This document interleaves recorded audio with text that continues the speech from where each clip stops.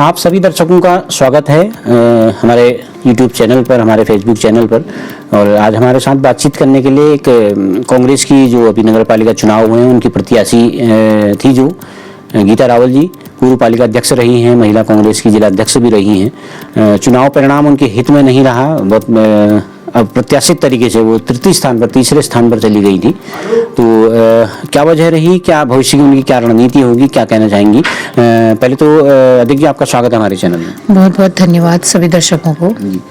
देखिए, अप्रत्याशित तरीके से आप तीसरे नंबर पर चलेंगे, लेकिन उम्मीद यही थी कि आप जीतेंगी, लेकिन क्या वजह रही हार की, क्या वजह आप देखती हैं? सबसे पहले तो यही कहना चाहूँगी कि नगर पालिका के चुनाव संपन्न हो चुके हैं और परिणाम भी घोषित हो चुके हैं। और चुनाव जो है कि लोकतंत्र का हिस्सा है, इसमें या तो हारी होती है या तो जीती होती है। तो मुझे सफलता नहीं मिली, जो जनादेश है उसे मैं स्वीकार करती हूँ।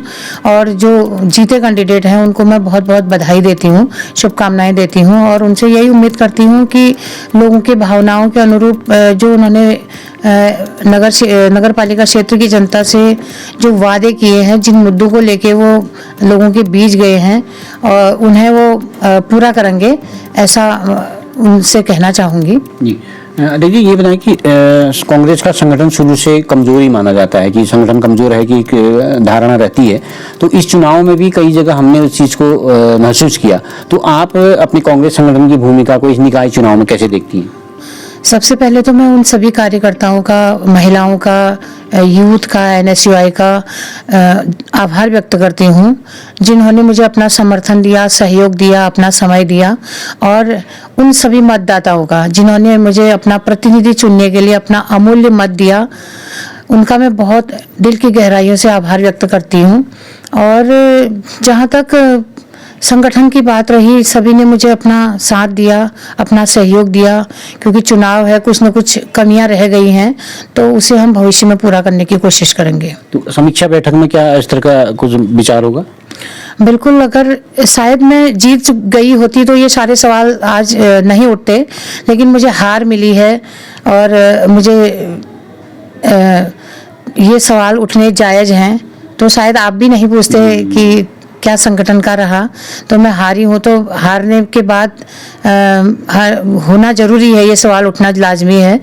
तो सोचेंगे, हम इस पर मंथन करेंगे, समीक्षा होगी, तो जो भी कमियां रही होंगी उनको पूरा करने की पूरी कोशिश करेंगे। जी देखिए, आपको लगता है कि कांग्रेस का जो टिकट वितरण का जो मामला था, पहले चर्चा ये थी कि गीता रावल का टिकट फाइनल हो गया है, लेकिन 1-2 दिन के लिए जो है वो कवि जोशी का नाम बाहर आया, फिर कहा कि नहीं इनका टिकट नहीं हुआ है, तो टिकट तो गीता रावल का ही हुआ। तो आपको लगता है कि ये जो टर्निंग पॉइंट था, ये एक टर्निंग पॉइंट रहा कि यहाँ से एक मैसेज ऐसा चले गए कि जब मतदाताओं से चले गया कि कांग्रेस संगठन में कुछ गड़बड़ चल रहा है?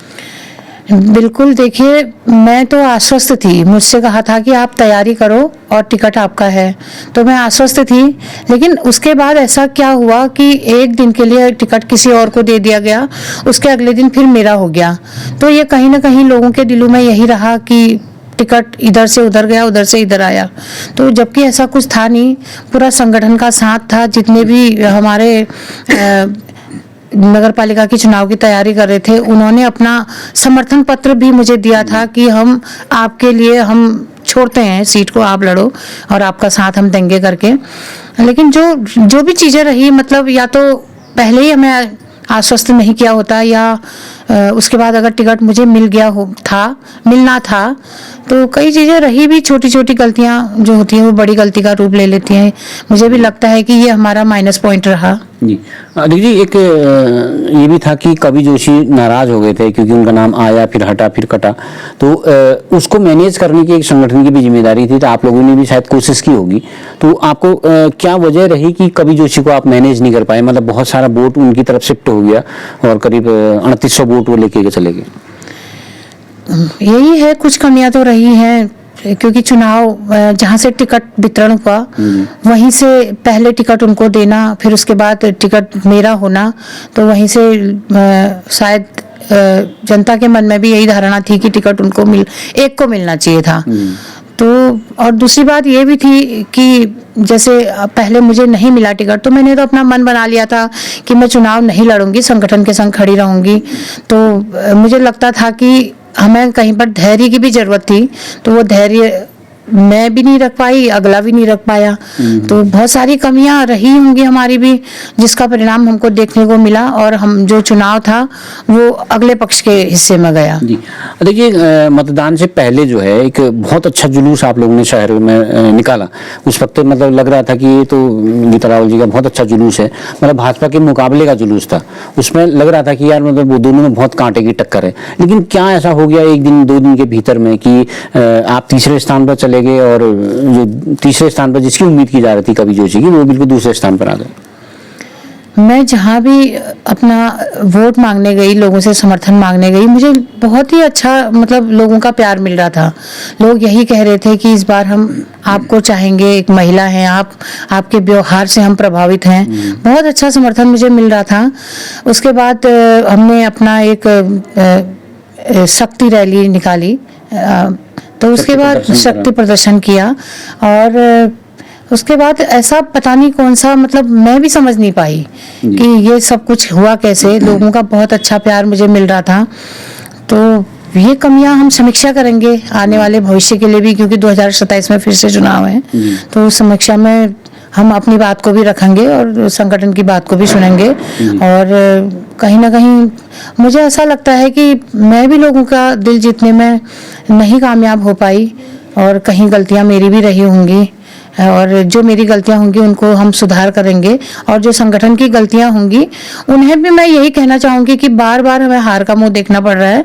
संगठन भविष्य में ऐसी गलती न करे कि फिर से हमें हार का मुंह देखना पड़े। जी जी, बागेश्वर में जो परंपरागत जो वोटर है, कांग्रेस का जो परंपरागत वोटर है, एससी वर्ग का जो वोट है, वो कांग्रेस को मिलना चाहिए था। ऐसा माना जा रहा था कि कांग्रेस को मिलना चाहिए, और उसमें एक बसंत कुमार जी हमारे उसके लीडर हैं, तो उनकी एक अच्छी पकड़ है उस समाज में। तो वो आपके साथ तो खड़े तो थे, लेकिन माना जा रहा है, देखा जा रहा है कि वो शायद वोट कांग्रेस को मिला नहीं। क्या वजह आप मानते हैं इसकी? 2024 में उपचुनाव हुआ, तो उपचुनाव में हम जितने भी नगर पालिका क्षेत्र में 22 बूथ हैं, 22 में से 16 बूथ हम जीते हुए थे, और 1456 वोटों से कांग्रेस आगे रही थी, और नगर पालिका क्षेत्र में उपचुनाव में जीत मिली थी। हालांकि ग्रामीण क्षेत्रों से हमें कम वोट मिला था, लेकिन मैं भी यही इसी बात की समीक्षा करना चाहती हूँ कि मुझे टिकट मिलने के बाद ऐसा क्या हुआ कि सारे वोट जो है वो दूसरी जगह शिफ्ट हुए। ये बहुत दुख का विषय है। या तो आपने मुझे प्रत्याशी घोषित नहीं करना था, या तो प्रत्याशी बनाया था, संगठन ने मुझ पर विश्वास किया था, पुनर्विचार करके मुझे टिकट दिया था, तो मेरा साथ रहना था। इस बात का मुझे हमेशा दुख रहेगा, क्योंकि मैं हमेशा पार्टी के लिए काम करा, और इसमें मतलब कहीं पर शक भी नहीं है। चाहे रंजीत दास को टिकट मिला, चाहे बालम भाई को मिला, और चाहे हमारे बसंत कुमार जी को टिकट मिला, मैंने तन मन धन से चुनाव लड़ाया और हमेशा नगर पालिका क्षेत्र में जीत दिलाई।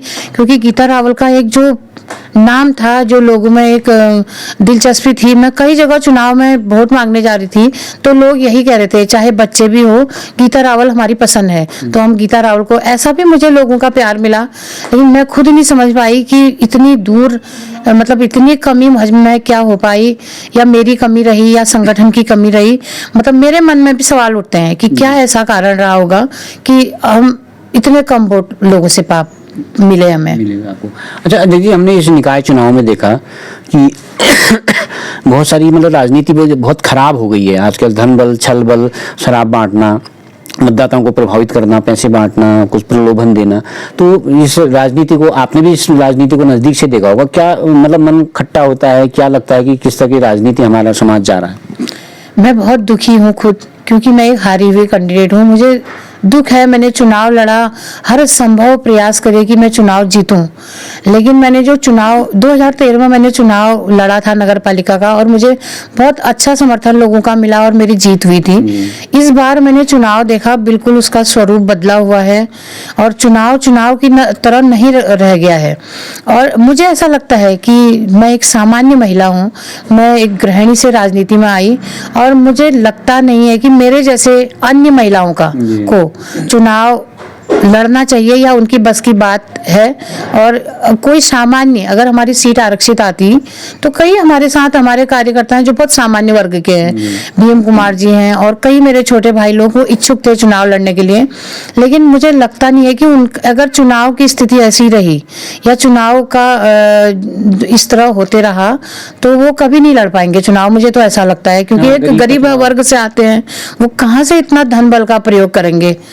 और उनको मतलब मैं उम्मीद नहीं कर सकती हूँ कि वो कभी नगर पालिका अध्यक्ष के लिए चुनाव लड़ सकते हैं। जिस हिसाब से मैंने देखा पूरे चुनाव भर, मतलब सब कुछ देख के मैं ये आपको कह सकती हूँ कि एक निम्न वर्ग के लिए, एक सामान्य वर्ग लोगों के लिए चुनाव लड़ना इतना आसान नहीं है। चुनाव वही लड़ सकता है जो धन बल का प्रयोग करे, और हुआ भी वही है, ये प्रत्यक्ष उदाहरण है। देखिए, आखिरी सवाल आपसे, अब आपको हार मिली है तो अब आपकी भविष्य की क्या रणनीति होगी? कई लोग कह रहे थे कि शायद राजनीति से आपका मन भर गया है या आप कुपित हो गए हैं, तो आपकी अब रणनीति क्या है आगे को?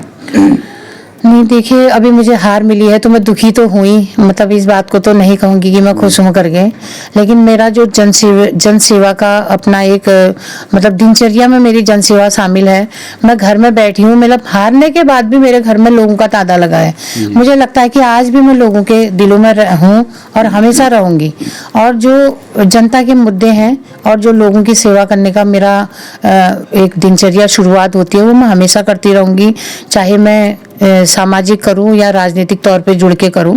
और संगठन के लिए भी मैं काम करूंगी क्योंकि संगठन ने मुझ पर भरोसा जताया, चाहे कुछ कमियां भी रही, लेकिन संगठन ने पुनर्विचार किया। चाहे कुछ भी रहा तो उन्होंने मुझ पर विश्वास जताया। मैं हमेशा संगठन के साथ भी खड़ी रहूंगी और जनसेवा भी करती रहूंगी। और सामाजिक जो मुद्दे होंगे, लोगों के जो मुद्दे होंगे, उनके साथ भी मैं हमेशा खड़ी रहूंगी। ये मैं जनता से वादा करती हूँ। बहुत बहुत धन्यवाद अध्यक्ष जी, इतने परेशानी के बाद भी, इतने मुश्किल वक्त में आपने बातचीत के लिए समय निकाला, इसके लिए बहुत बहुत बहुत धन्यवाद। नमस्कार। Thank you. तो आप थी हमारे साथ कांग्रेस प्रत्याशी, पूर्व नगर पालिका अध्यक्ष, महिला कांग्रेस की पूर्व जिला अध्यक्ष गीता रावल जी, जिनका वो हार से निराश तो हैं लेकिन उदास नहीं है। वो भविष्य के लिए और तेजी के साथ और मजबूती के साथ खड़े होकर जनसेवा करना चाहती हैं।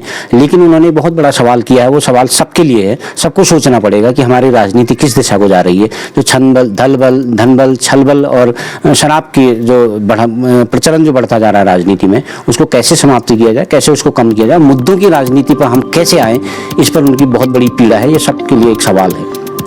लोकल न्यूज के लिए मैं सुरेश पांडे।